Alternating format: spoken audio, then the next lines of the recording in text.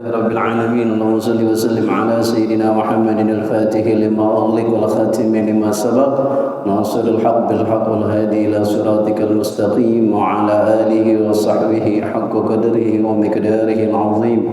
اللهم أخرجنا من ظلمات الوهم وأكرمنا بنور الفهم وافتح علينا بمعرفة العلم وحسن أخلاقنا بالحلم وسهل لنا أبواب فضلك وانشر علينا من خزائن رحمتك يا أرحم الراحمين يا أرحم الراحمين يا أرحم الراحمين. بسم الله والحمد لله والصلاة والسلام على رسول الله محمد بن عبد الله وعلى آله وصحبه ومن والاه ما بعده. رب اشرح لي صدري ويسر لي أمري واحلل عقدة من لساني يفقهوا قولي. رب اشرح لي صدري ويسر لي أمري واحلل عقدة من لساني يفقهوا قولي. رب اشرح لي صدري ويسر لي أمري واحلل عقدة من لساني يفقهوا قولي وسدد لساني واهد قلبي بحق سيدنا محمد صلى الله عليه وسلم. السلام عليكم ورحمة الله وبركاته. Alhamdulillah, puji syukur kepada Allah Subhanahu wa taala yang malam hari ini mentakdirkan kita kembali berkumpul di tempat ini, di rumahnya Allah ini. Mudah-mudahan langkah kaki kita dari rumah ke tempat ini dihitung ibadah oleh Allah Subhanahu wa taala dengan berkahnya daripada masjid ini dan juga majelis ilmu ini. Mudah-mudahan Allah memanjangkan umur kita dalam taat kepada Allah. Allah memberikan kita kesehatan, sehat walafiat, dan juga Allah mudahkan segala urusan-urusan kita, urusan dunia dan akhirat kita. Amin ya rabbal alamin. Baik hadirin, kita lanjutkan pembahasan kita tentang hal-hal yang membatalkan salat. Wa yubtilu salata al-kalamu 'amdan walau biharfayn wa nasiyan in kathura. Itu selesai ya, yang pertama. Kemudian kita masuk kepada hal yang membatalkan salat yang kedua, wa yubtiluhal 'amalul katsir ka thalathi khutuwatin. Dan membatalkan salat juga al-amalul katsir, gerakan yang banyak, seperti 3 kali melangkah gitu ya, 3 langkah itu bisa membatalkan salat. Nah, kita bahas. Bismillahirrahmanirrahim. Qala al-musannif rahimahullahu ta'ala wa 'ala man nafa'a bihi wa bi'ulumihi fid dharain amin. Ats-tsani al-fi'lul katsir. Hal yang membatalkan salat yang kedua adalah al-fi'lul katsir, gerakan yang banyak. Apa gerakan yang banyak itu? Wa huwa thalathu harakatin walau sahwan, yaitu 3 gerakan walaupun dilakukan karena lupa. Bisyarti antakuna mutawaliyatan, dengan syarat gerakan tersebut itu terus menerus ya, mutawaliyah. Nah, nanti akan dijelaskan yang dimaksud dengan mutawali itu apa ya. Kita misal gerakan tangan lagi sedekap, kemudian kita garuk, habis garuk kita taruh lagi. Itu gerakan 1 apa 2? Taruh di sini 1, kemudian kita taruh lagi. Nah, itu 1 apa 2 hitungnya. Nah, nanti. Dhabitut tawali, ya, batasan terus menerus ini, batasannya yaitu bihaitsu tunsabul harakatu tsaniyatu ilal harakatil ula. Yang batasan yang dikatakan dengan terus menerus mutawaliyah, yaitu dengan sekiranya tunsabul harakatu tsaniyah, dinisbatkan atau dihubungkan gerakan yang kedua kepada gerakan yang pertama. Artinya kalau memang gerakan ini kan satu ya. Nah, ini kan masih ada hubungannya. Nah, wal harakatu tsalisatu ila tsaniyah, dan gerakan ketiga ya itu dihubungkan kepada gerakan yang kedua. Wa takunu ghairu mutawaliyatin bihaitsu la tunsabu, Kalau tadi itu dinamakan terus menerus. Misal, ini kan masih ada hubungannya, nggak ada jeda, ya nggak ada jeda. Tapi watakunu ghairu mutawaliyah bihaitsu la tunsabu, dan tidak dikatakan dia mutawaliyah sekiranya tidak dihubungkan. Wa yakunu dzalika bil 'urf, dan yang dibuat pijakan dalam hal ini adalah menurut hukum yang berlaku, artinya menurut keumuman. Kalau seandainya misalkan umumnya orang ngira itu terus menerus, kayak misalkan gini, ya, ini kan terus menerus nih, nggak berhenti, ya kan? Kalau dia, ini nggak terus menerus, tapi kalau itu terus menerus. Wa qaddarahu ba'dhum bi an yafsila bainahum biqadri surah qul huwallahu ahad. Sebagian ulama memperkirakan bi an yafsila dengan memisah bainahum, ya, antara gerakan-gerakan tersebut itu seukuran orang baca qul huwallahu ahad. Jadi misal begini, satu diam, ya, atau misalkan satu dia lamanya untuk gerakan selanjutnya seukuran orang baca qul huwallahu ahad. Ya. Kalau nggak seukuran itu berarti bisa dikatakan mutawaliyah. Itu. Au biqadril baqiyatis shalihat, atau seukuran orang baca subhanallah alhamdulillah wala ilaha illallah wallahu akbar. Itu baqiyatus shalihat bacaannya. Ya, subhanallah alhamdulillah wala ilaha illallah wallahu akbar. Sebagian ulama menambahkan wala haula wala quwata illa billah. Ini ada di dalam kitab tafsir Jalalain. Ya. Artinya penambahan itu ada di dalam kitab tafsir Jalalain. Nah, sekarang permasalahan di dalam gerakan yang banyak di dalam salat. Al-khutwatu minar rijli tu'tabaru harakatan wahidah. Khutwah minar rijli, satu langkah dari kaki itu dianggap satu gerakan. Fa in nuqilat ma'aha ar-rijlul ukhra fatu'tabaru harakatain. Kalau misalkan nih, ini dua kaki, langkah satu, ini dihitung satu ini berangkat ke depan lagi dua. Jadi bukan tek satu, bukan, ya, satu dua itu. Wa dhihabul yadi wa rujumuha, dan menggerakkan tangan dan mengembalikannya, ya, menggerakkan tangan dan mengembalikannya. Au waquha wa raf'uha, atau dia menurunkannya dan mengangkatnya. Ya, misalkan, jadi kalau dia ini terus kemari, ya, itu dihitung satu, ya, dihitung satu, ya, yu'tabaru harakatan wahidah, itu dianggap satu gerakan. Idza kana muttasilan, kalau dianya itu muttasil, nyambung. Jadi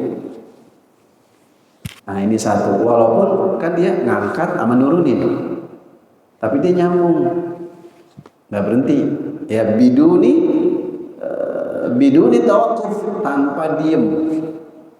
Ya, tadi kalau langkah satu dua, kalau tangan, ya, dia angkat dia bawahin, atau kalau pokoknya pulang pergi nggak tanpa diam, itu dihitung satu. Jadi bukannya satu dua. Tapi kalau seandainya stop satu, diam, tangannya dia gatal, ya, banyak,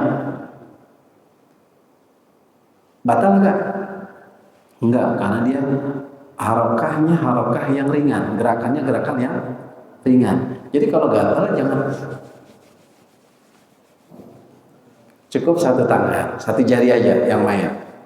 Itu. Mau sampai lecet nggak apa-apa, terserah, nggak batal. Ya, beratus-ratus kali kayak begini, ya, itu enggak, karena ini gerakan ringan. Terus gerakan yang lain nanti ada. Ya, ini fikih. Seandainya pun nanti ada hal-hal yang apa namanya agak nggak biasa, tapi inilah fikih nanti ya.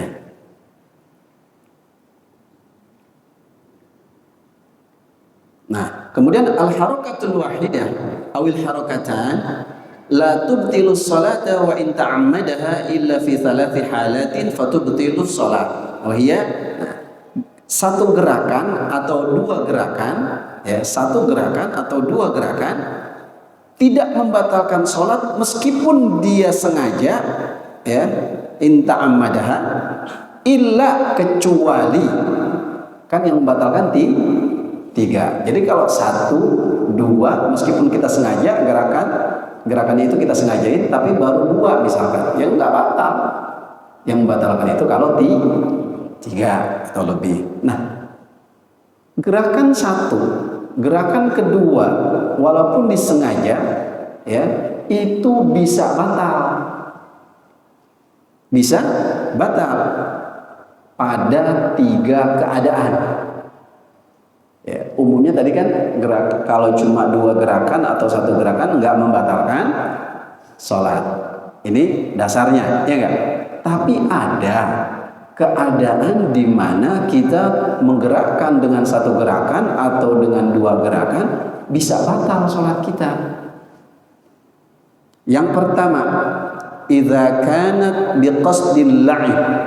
Kalau gerakannya itu dimaksudkan untuk main-main, untuk bercanda. Kalau tadi kan misalkan kita gatel mah ini kan bukan main-main, emang ada hajat. Tapi kalau kita misalkan gerakannya itu untuk main-main, kayak misalkan ya, atau ngerjain orang begitu, ini kan lain nih namanya, main-main, bercanda. Walaupun satu gerakan batal kalau tujuannya bercanda, main-main. Itu satu. Keadaan yang kedua, idza kanat fahishatan aw darbatan mufridatan. Kalau gerakannya itu gerakan yang fahisyah, yang apa bahasanya, yang terlalu lah. Misal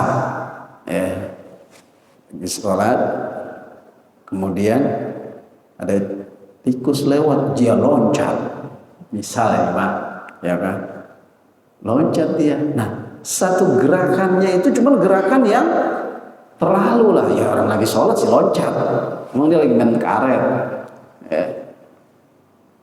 Atau darbatan mufritah, pukulan yang berlebihan, ya, pukulan yang berlebihan, ya. Ini kembali lagi mungkin karena dia bercanda. Intinya gerakan yang terlalu, yang menurut keumuman nggak pantas, ya, menurut keumuman nggak pantas.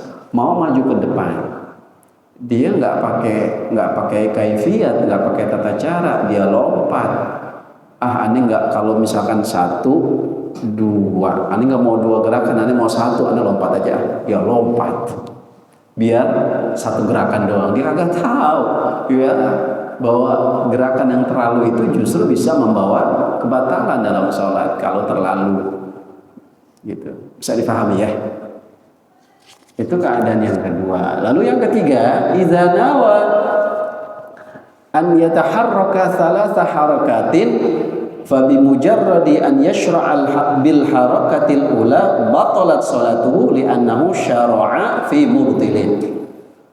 Yang ketiga, keadaan yang ketiga, kalau dia punya niatan, ya, an yataharraka, kalau dia punya niatan untuk bergerak, untuk menggerakkan badannya atau anggota tubuhnya itu tiga gerakan, dia punya niat, aneh mau niat, aneh niat nih apa, mau gerak 3 kali ya. Fa bi mujarradi an yashra'a bil harakatil ula, ya, maka dengan semata-mata dia memulai, ya, harokatnya itu, gerakannya itu semata-mata dia memulai dengan gerakan yang pertama, maka batallah sholatnya. Kenapa kok? Kan baru satu, dia belum tiga, kan dia udah niat tiga, jadinya li'annahu syara'a fi mubtilin, Karena dia mulai hal tersebut pada hal-hal yang membatalkan sholat. Ingat tadi kan 3 gerakan membatalkan sholat. Saat dia punya niatan mau bergerak 3 kali, berarti dia mau berniat untuk melakukan hal-hal yang membatalkan sholat. Iya, benar kan? Jadi situ punya niatan, mau 3 kali gerakan, biar batal. Misal, pas dia baru mulai 1 gerakan, nggak perlu nunggu 3 gerakan, ente udah batal. Kenapa? Karena ente sudah berjalan menuju hal yang membatalkan sholat, walaupun baru sekedar 1. Sama halnya ketika kita menggantungkan niat membatalkan sholat dengan sesuatu. Contoh, telepon berdering. Berkali-kali kita lagi sholat. Saat lagi sholat, karena udah berkali-kali bunyi, kan kita diamin orang lagi sholat. Lantas kita berpikir, wah ini jangan-jangan penting kali ini, orang berkali-kali si teleponnya. Kalau dia bunyi lagi, gua mau batalin sholat. Kalau dia bunyi lagi, gua mau batalin sholat. Misalkan punya niatan seperti itu, berarti dia menggantungkan niat batal kepada sesuatu. Enggak pakai ente nunggu lagi, maka ente sudah batal. Itu karena niat sholat itu harus istimrar sampai habis, nggak boleh niat batalin sholat itu nanti pas salam. Niat khuruj, niat keluar dari sholat. Ya, bisa difahami ya.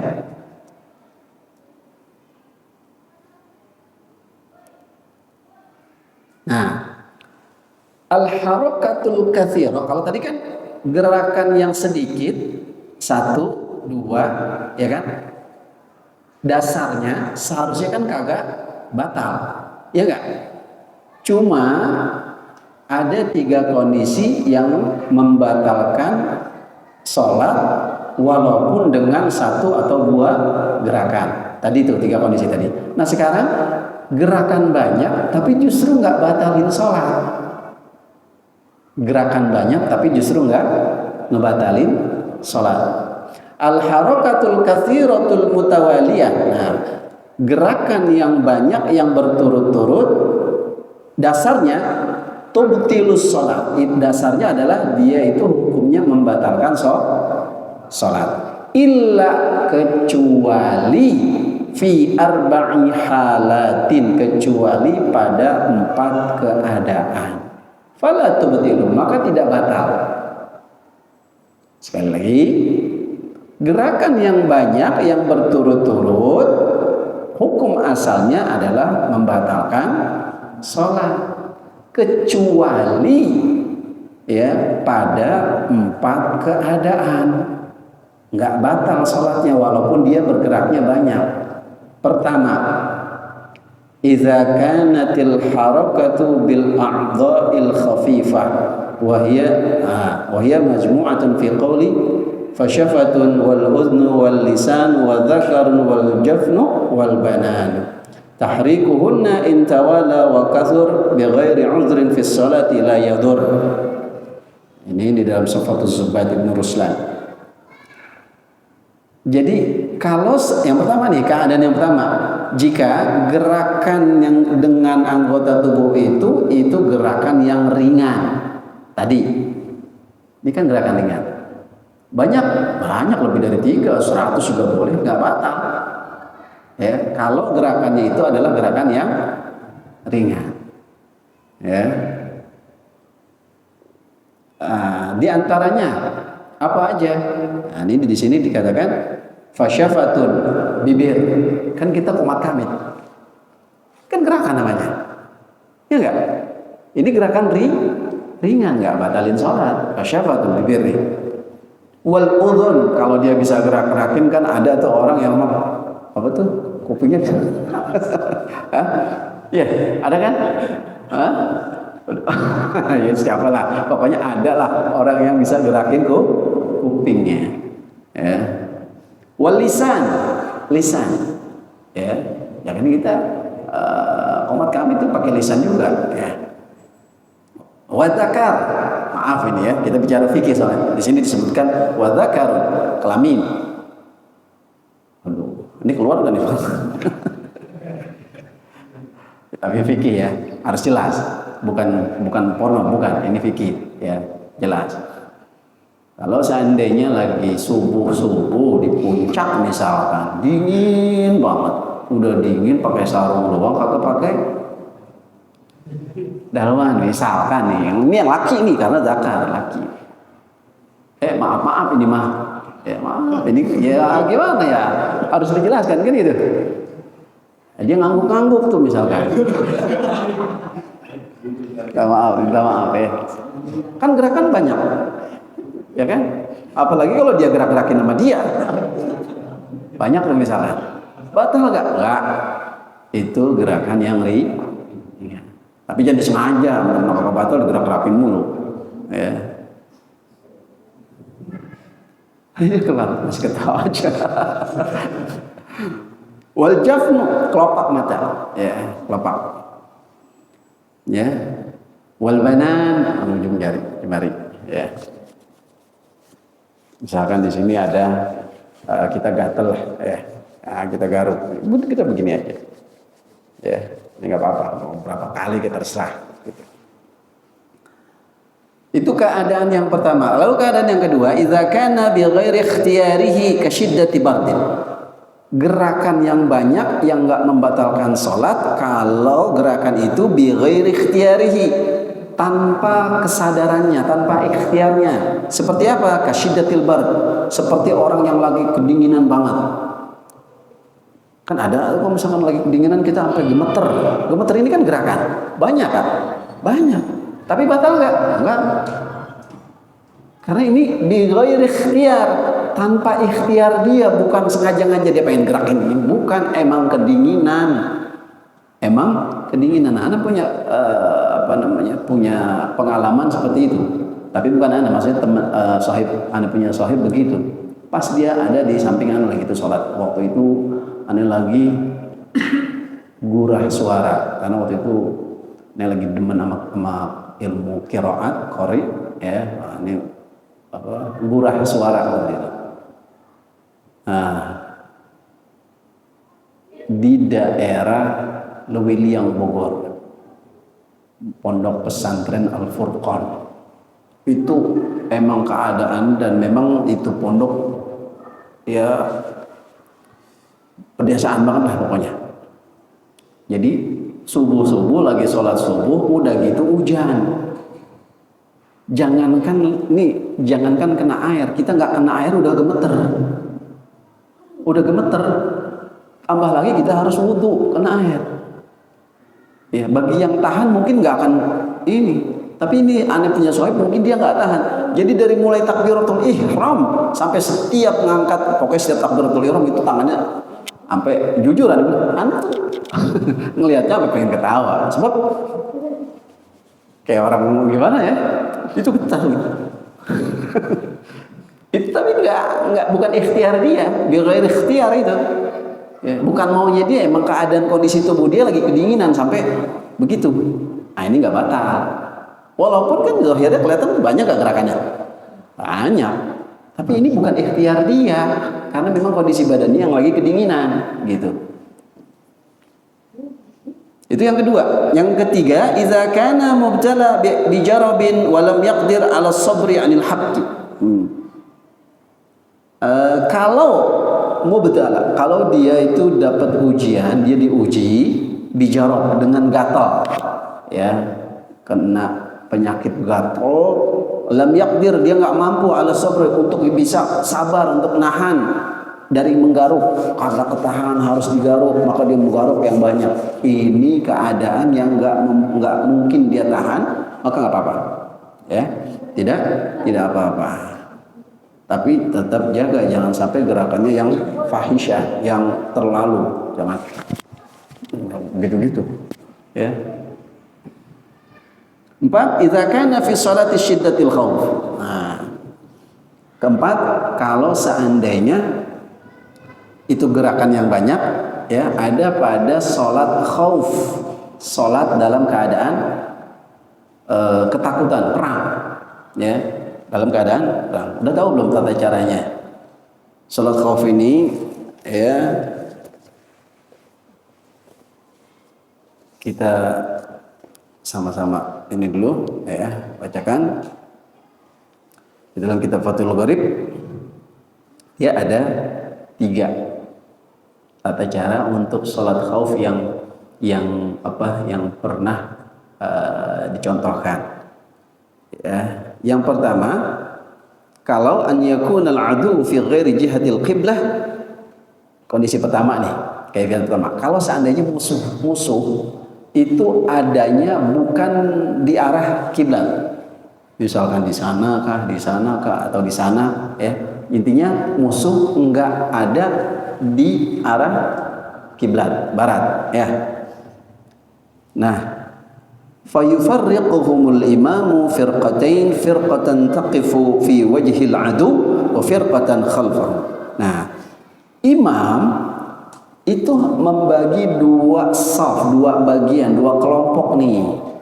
Ya, si imam harus bagi dua kelompok.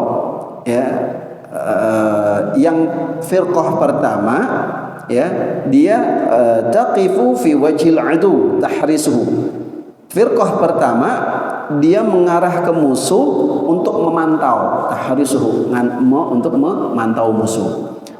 Wa firqatan taqifu khalfahu, dan satu firqah lagi berdiri di belakangnya, ai al-imam, di belakangnya si imam. Fayusalli bil firqati allati khalfahu rak'atan.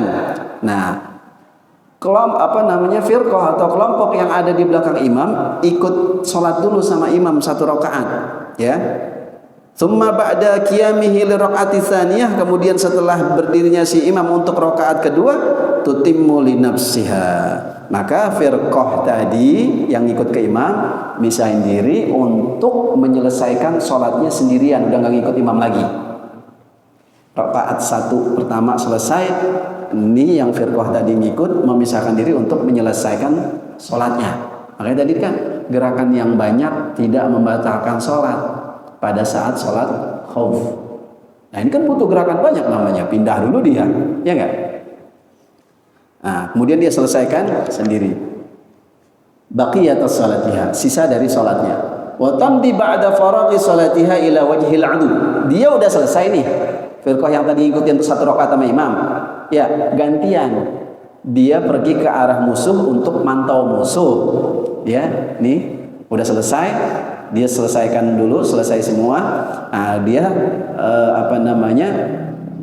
gantian sama yang kelompok yang tadi awal memantau musuh, ya. Dia mantau musuh. Nah, yang firqah yang pertama yang nggak ikut imam di rakaat pertama, wa ta'ti ta'ifatul ukhra, dan datang ta'ifah atau firqah yang lain, allati kanat harisatan fir raqatil ula, yang mana firqah tadi itu dia yang mantau pada rakaat pertama, fayusalli al imamu biha rakaatan, maka imam salat bersama firqah yang kedua 1 rakaat, ya. Fa idza jalasa al imamu litasyahhud tufariquhu wa tutimmu li nafsiha thumma yantadhiruha al imam wa yusallimu biha. Nah, kalau imam udah tasyahud, firqah yang tadi yang kedua yang ikut di rakaat kedua imam, berarti kan dia kurang 1 rakaat. Benar enggak? Iya enggak? Ya kan? Ini firqah yang kedua, kelompok yang kedua ngikut sama imam di rakaat kedua. Misalkan ini sholat yang 2 rakaat. Dia ngikut sama imam di rakaat yang kedua. Imam rakaat kedua, berarti si firqah yang baru ngikut ini baru 1 rakaat pertama, iya enggak? Nah, kalau imam udah tasyahud karena dia udah selesai di rakaat kedua, berarti firqah yang tadi ini dia kan nyelesain, dia bangun, menyelesaikan kekurangan rakaatnya. Imam jangan salam dulu. Imam nungguin si makmum nih yang lagi menyelesaikan 1 rakaat sisa, ya. Tadi summa yantaziruha al-imam, kemudian imam menanti si firqah yang kedua untuk menyelesaikan salatnya, wa yusallimu biha, kemudian si imam salam bersama firqah yang tadi, yang kedua. Kalau firqah yang duluan kan udah selesai duluan dia mah. Ya enggak? Tadi kan? Paham gak nih? Kayaknya belum paham. Aneh ulangi. Ini dia. Ini ada dua firqah, satu firqah kedua. Ini imam. Ceritanya ini kiblat. Firqah yang pertama ikut imam. Firqah yang kedua jagain. Ya. Rapi rakaat pertama. Ya, rakaat pertama rapi. Firqahnya ini misahin diri untuk menyelesaikan satu rakaat lagi. Selesai salam, ini kan pindah ke sini, ikut imam ya pada rakaat ke dua. Berarti ini yang baru ikut baru berapa rakaat? Satu kan? Nah, imam udah dua. Pas imam lagi tasyahud, tahiyat ya akhir. Nah, imam jangan salam dulu. Tapi dia nunggu si firqah yang ini karena dia harus berdiri lagi untuk melanjutkan satu rakaat lagi. Selesai dia menyelesaikan yang kekurangan satu rakaat, baru imam salam bareng dia. Kalau dia nggak bareng, kan dia udah selesai duluan tadi, makanya dia gantiin jagain. Paham? Ya. Itu yang pertama. Dan ini terjadi, ya. Wa hadhihi salatu Rasulillah sallallahu alaihi wasallam bi dzatir riqa'. Dan salat ini, ya. Dan ini adalah salatnya Rasul sallallahu alaihi wasallam pada dzatir riqa'. Dzatir riqa' itu nama daerah. Ya, nama daerah. Ya. Jadi ini pernah dilakukan di dzatir riqa' oleh baginda Rasul sallallahu alaihi wasallam. Tentunya pada waktu perang. Yang kedua, sekarang ayyakuna fi jihatil kiblah. Nah, sekarang tadi kan musuhnya enggak di arah kiblat. Sekarang musuhnya ada di arah kiblat. Ya. Musuhnya ada di arah kiblat. Kalau tadi yang pertama musuhnya enggak di arah kiblat, entah di sebelah kanan, sebelah kiri atau sebelah belakang lah. Pokoknya intinya dia mantau. Nah, sekarang yang kedua ini musuh adanya di depannya di arah kiblat. Ya. Nah, fi jihatil qiblah fa yasiffahumul imamu saffain mathalan wa yuhrimu bihim. Nah, si imam ya itu bikin dua shaf bareng. Kalau tadi kan satu-satu, ya kan? Nggak dibikin dua shaf, tapi satu. Yang satu ngikut, yang satu jagain, nggak ngikut sholat. Nah, sekarang dua-duanya ikut, tapi dibikin dua shaf. Paham? Dibikin dua shaf. Ya tentunya dua shaf bukan satu orang. Masa ya perang bertiga? Kan nggak mungkin perang bertiga. Ya tentunya dua shaf ini ya di samping sono ada lah gitu ya. Ini kan hanya ini aja. Pokoknya ini dua shaf gitu. Wa yuhrimu bihim, kemudian si imam bertakbiratul ihram bareng dua shaf ini, bareng takbiratul ihram pertama bareng semua tuh. Ya. Fa idza sajada al-imamu fi raqatil ula sajada ma'ahu ahadus shaffain sajdatain. Kalau imam sujud, ya, maka salah satu daripada dua shaf ini ngikut. Satu aja, jangan dua-duanya. Nah, kan dua shaf nih. Satu aja yang ngikut.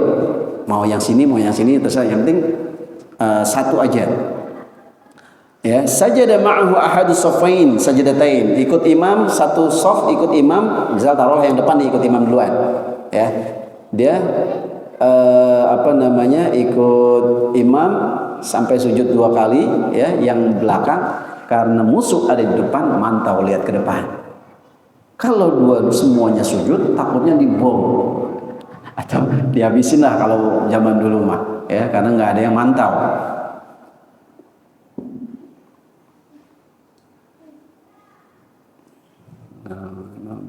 Sajadah ma'ahu safin sajdatain wa waqafa as-safful akhar yahrisuhum. Nah, berdiri saf yang lain untuk memantau musuh. Fa idza rafa'al imamu ra'sahu sajadu. Ya. Nah, kalau imam udah ngangkat kepalanya, ya, rafa'a sajadu wa lahiqu. Nah, imam udah ngangkat kepalanya menuju rakaat selanjutnya, baru dia mulai sujud. Yang belakangan tadi yang mantau gantian, paham? Gantian dia sujud. Sajadu walahiqu, kemudian dan mereka nyusul siapa? Nyusul imam, ya, nyusul imam. Wa yatashahhadul imamu bis-saffain, dan imam tasyahud dengan dua shaf tersebut. Artinya ya tasyahudnya bareng semua, ya, bareng bis-saffain wa yusallimu bihim, dan salam dengan dua shaf ini semua, salamnya bareng. Jadi takbiratul ihram bareng dan salam juga bareng. Cuma bedanya saat di imam sujud ada satu shaf yang kerjanya mantau musuh, nggak ngikut sujud begitu. Nah, ini terjadi wa hadhihi salatu Rasulullah sallallahu alaihi wasallam bi Asfan. Nama daerah juga ini Asfan. Wa hiya qaryatun fi tariqil hajil misri bainaha wa baina Makkah marhalatan. Ini terjadi di desa di mana fi tariqil hajil misri, di jalur jamaah haji yang dari Mesir. Nah, itu antara Asfan dengan Mekah itu jaraknya marhalatani, dua marhalah. Berarti seukuran jarak jauhnya safar,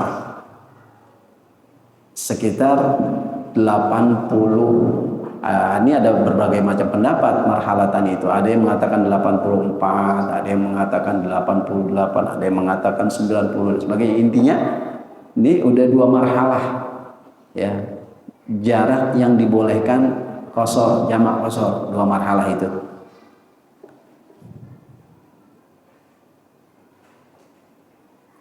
Yang ketiga, asalis, cara yang ketiga, an yakuna fi syiddatil khauf wal tihamil harbi huwa kinayatun an syiddatil ikhtilati bainal qaum bihaitsu yaltasiqu lahmu ba'dihim bi ba'd. Nah, ini yang ketiga, saat lagi dalam keadaan perangnya, lagi keadaan perang, ya, an yakuna fi syiddatil khauf, sangat ketakutan, ya, wal tihamil harab, dan berkecamuk perang, ya, sedang berkecamuk perang. Bahwa kinayatun an syiddatil ikhtilat, berkecamuk perang ini adalah kinayah, kiasan daripada syiddatil ikhtilat, sangat ikhtilat, sangat berbaurnya antara kaum itu udah jadi satu, ya, lagi perang namanya, udah nggak ada lagi jarak. Bihaitsu yaltasiqu lahmu ba'dihim bi ba'din, sekiranya bertemunya badan yang sebagian yang lain dengan yang lain. Artinya ya emang udah lagi rapat tuh, gimana sholatnya, ya. Nah, fala yatamakkanuna min tarkil qital. Nah, maka nggak akan mungkin bisa menghindari daripada meninggalkan peperangan. Wala yaqdiruna 'alan nuzul, dia juga nggak akan mampu untuk turun. In kanu rukbanan, kalau mereka itu dalam keadaan berkendaraan, nggak mungkin dia turun dulu, orang lagi ke perang dia turun dulu, habis panah lah, dibacok kah, ya, nggak mungkin. La 'alal inhiraf in kanu musyad, juga nggak mampu untuk berpaling in kanu musyatan, kalau memang dia jalan kaki, dia nggak mampu berpaling, lagi perang, antar dulu, sholat dulu, nggak mungkin bisa, ya, dia berpaling ya habis disabet duluan sama musuh. Nah, kalau begini gimana? Fayusalli kullun minal qaumi kaifa amkan, ya. Kalau udah begini keadaannya, maka sholat semua daripada kaum itu kaifa amkan, ya, yang memungkinkan aja, bagaimana bisanya, sebisanya lah begitu. Sebab udah nggak bisa lagi dengan cara yang pertama dan yang kedua. Orang keadaan perang lagi berkecamuk, ya kan? Nggak mungkin sekalipun kita bikin dua shop, yang satu ngawasin, ya tetap kagak bisa. Keadaannya udah di medan tempur. Kalau tadi kan ini baru masih ada jarak. Kalau yang satu kedua tadi itu ada jarak, musuh masih di sana misalkan, ya, masih harus, kalau dia menyerang mendadak baru bisa di cover, ya. Tapi ini bukan lagi musuh dari jauh, musuh udah di situ begitu. Makanya sholatnya ya kaifa amkan aja, ya, sebisa mungkin aja, yang memungkinkan dia bisa sholat begitu. Aw rakiban, kaifa amkanu rajilan, dia berjalan, aw rakiban, atau dia berkendaraan, mustaqbilal qiblah, menghadap ke kiblat, wa ghaira mustaqbilin laha, dan selain menghadap juga laha, wa yu'dharuna fil a'malil katsira fi sholati ka darabatin mutawaliyah. Nah, selain dia misalkan bagaimanapun caranya dia terserah sebisanya, dia juga dimaafkan di dalam a'malil katsirah, di dalam gerakan yang banyak dimaafkan udah. Ya. Fi shalah ka darabatin mutawaliyah, seperti beberapa pukulan yang terus menerus, itu nggak apa-apa. Ya. Cuman masya Allah kalau ada yang begitu, ini sulit banget soalnya. Ya, jangankan keadaan perang, kadang-kadang kita nggak perang aja kita tinggalin sholat, susah banget sholat. Itu coba deh kita renungkan, sebegitu pentingnya sholat sampai-sampai dalam keadaan berkecamuk perang saja masih diwajibkan.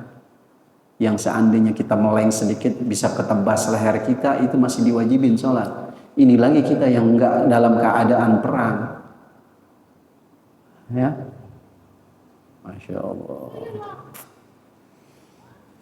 Itu sedikit tambahan keterangan. Kita lanjut. Sampai mana tadi? 4 udah selesai ya? Hah? Udah 4. Jadi ada 4 hal, 4 keadaan di mana gerakan banyak itu nggak membatalkan. Nah, itu 4 hal tadi itu begitu. Pertama, kalau seandainya gerakannya itu gerakan dari anggota tubuh yang gerakannya cuma ringan. Kedua, kalau tanpa ikhtiar tanpa sadarnya dia. Ketiga, kalau dia diuji dengan penyakit gatal. Ya, kalau anak pondok udah pasti dah ngalamin yang namanya, kalau bahasa aneh dulu di pondok tuh jarban. Ya, jarban artinya ya gatal. Pokoknya ya ada bekasnya lah di pondok. Ya, gitu. Gatal-gatal mau di tangan, anjur di kepala nih. Ya, atau selangkangan, semuanya, ya, semuanya kena. Ya, biar ada bekasnya gitu. Sebab kata orang mah kalau belum gitu mah belum santri katanya. Ya. Mau kita resik kayak apaan juga kena. Kita nih orangnya apik dalam hal kebersihan di rumah nih.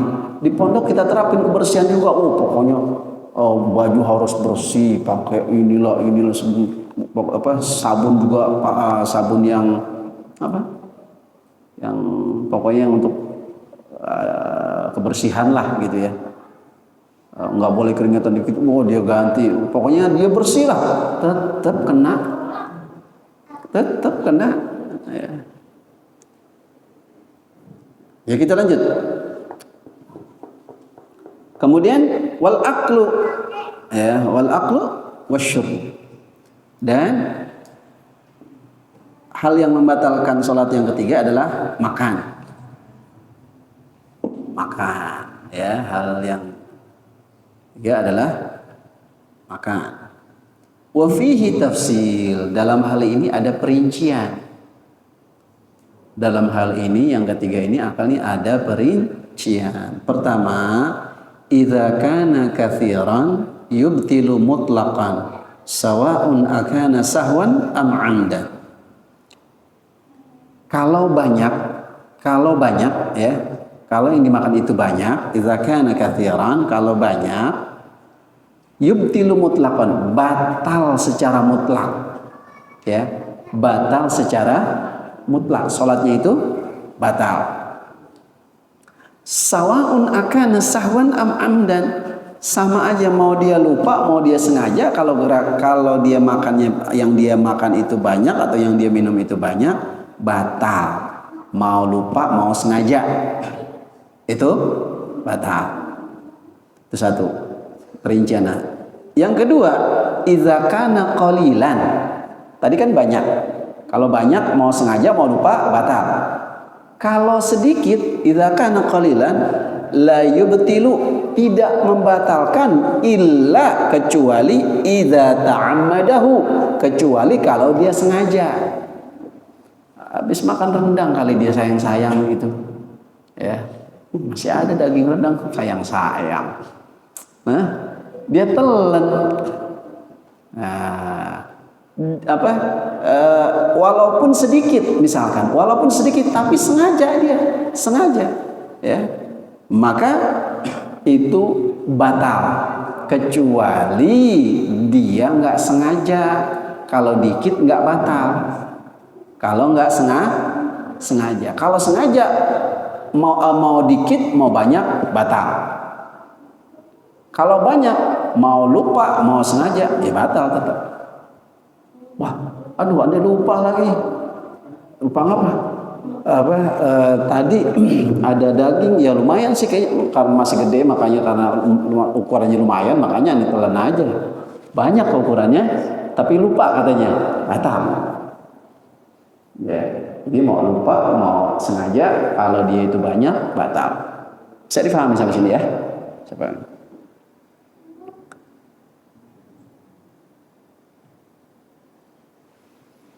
Nah, sekarang kita kan pengen tahu ukuran dikit dan banyak tuh seapa gitu, ya enggak?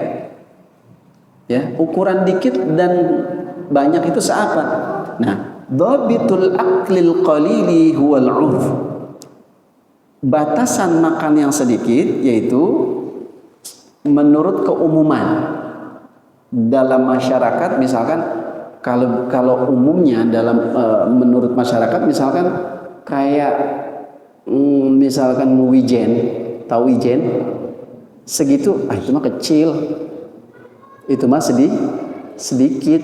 Kalau menurut uruf itu sedikit, ya itu sedikit berarti. Kalau menurut umumnya itu dianggap segitu udah banyak, ya itu banyak. Nah, jadi tergantung uruf. Ya. Nah, di sini dikatakan wa qaddarahu ba'dhum biqadri simsimatin aw simsimatain. Dan sebagian ulama ya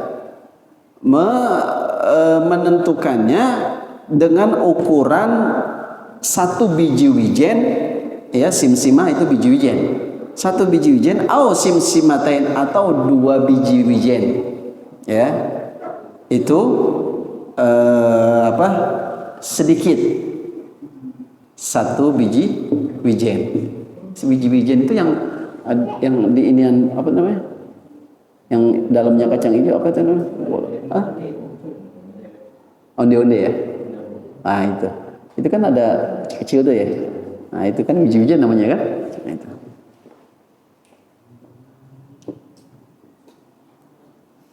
Nah, itu ukuran atau batasan sedikit tuh itu. Satu atau dua biji wijen itu masih sedikit. Sebagian ulama ada yang menakarin tuh segitu dikit. Ya. Nanti lebih dari itu banyak gitu. Wa yulahadhu anna al-aqlal katsira nasiyan yubtilu shalah wa la yubtilu shaum. Nah, dan perlu diperhatikan. Ya. Sesungguhnya makan yang banyak nasiyan tapi lupa. Makan yang banyak tapi lupa. Itu yubtilus sholata wala yubtilus shaum. Membatalkan sholat tapi nggak membatalkan puasa. Kalau dia sholat dalam keadaan puasa, misal sholat, rupanya sholat subuh nih, rupanya masih ada sisa bekas dia sahur,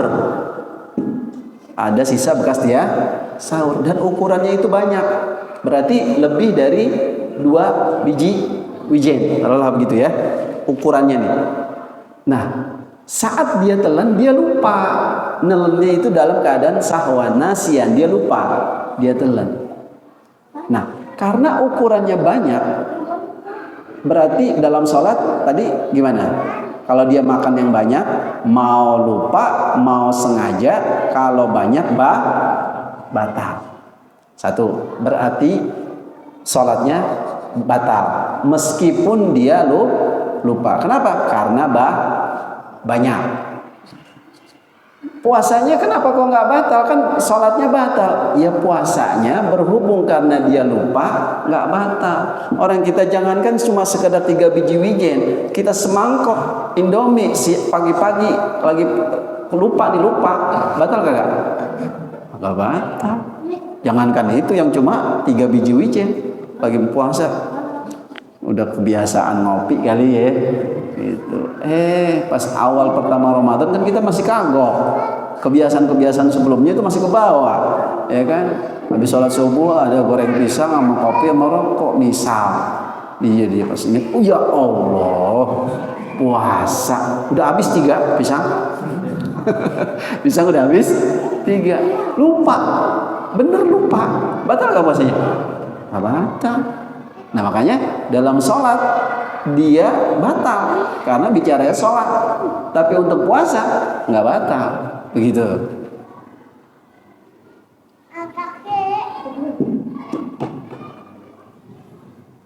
Nah, ini juga termasuk juga minum, ya minum nih. Kalau diperhatikan kalau minum saat kita habis habis minum sirup kah, minum teh kah, kemudian pokoknya hal-hal yang punya rasa. Terkadang kan masih ada rasa tuh di lidah, manis-manisnya walaupun kita udah nggak ada minumannya udah kita telan semua, cuman kan terkadang di lidah ini masih ada karena lidah sebagai pengecap rasa, jadi terkadang masih ada tuh kita rasain rasanya. Coba deh sirup misalkan, habis minum sirupnya udah habis kita telan, tapi rasa manisnya kadang masih ada, ya enggak? Saat kita sholat kemudian kita rasakan manis masih ada. Kalau kita telan, nah ini yang masalah. Kalau kita telan ini yang masalah. Makanya habis yang begitu tuh kerok. Ya, makanya ulama pakai siwak, ya. Boleh pakai tesi, pakai sendok. Jangan pakai pisau. Ya. Repot.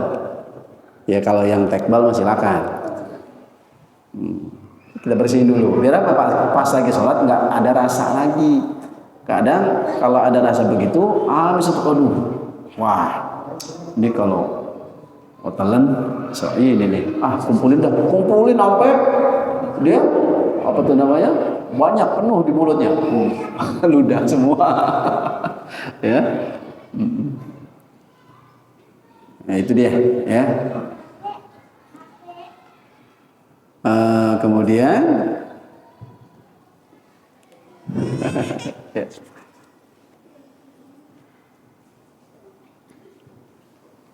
ya kita lanjut.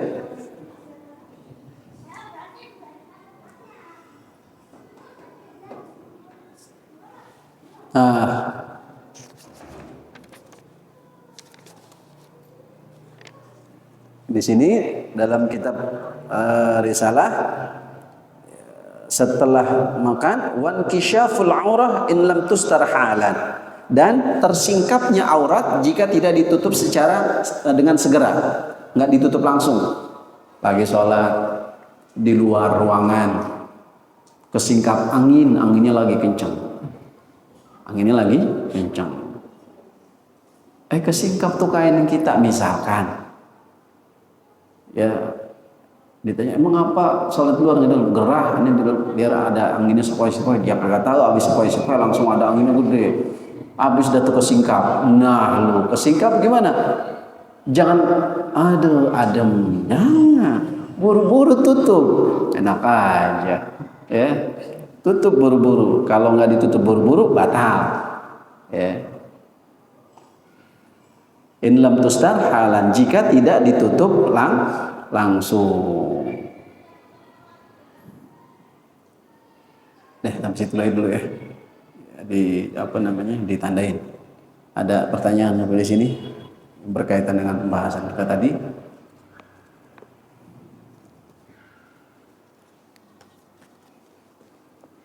Ada pertanyaan? Nggak ada? Ustaz, mau nanya Ustaz, pas untuk gerakan pertama Ustaz, kan kalau misalnya kita lagi sholat terus kondisi kita tuh udah di rakaat ketiga, terus itu rakaat kedua aja deh, misalnya kita lagi sholat subuh nih, kita posisinya lagi bawa HP, terus tiba-tiba kan kalau misalnya jam-jam subuh gitu kan biasanya kan kita ada alarm Ustaz ya di HP. Nah, ketika kita lagi sholat tuh di rakaat kedua, alarmnya bunyi karena mengganggu banget kan, mungkin suaranya gede banget Ustaz. Itu ketika kita untuk pengen matiinnya kan kita boleh pakai kaki nggak Ustaz? Halo? Ya, terus? Ya boleh pakai kaki kan, kata Ustaz kan kalau misalnya gerakannya kayak gini kan satu hitungannya. Jadi kalau misalnya kita gerakin kakinya mah kayak gini Ustaz, cuman kayak sedikit itu buat matiin alarmnya. Nggak apa-apa. Nggak apa-apa. Yang penting ya itu gerakan jaga. Gerakan jaga. Ada malah yang balas WA ada.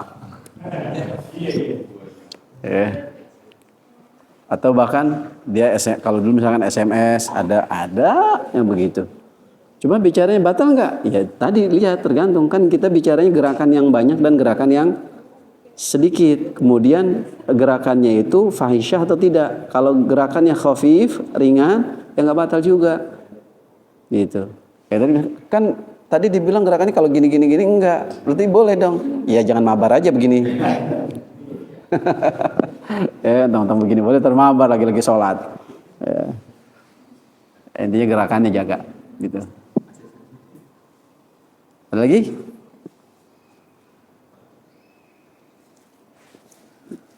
Enggak ada, saya tutup nih. Dah, kelas. Wallahu a'lam bissawab. Bismillahirrahmanirrahim.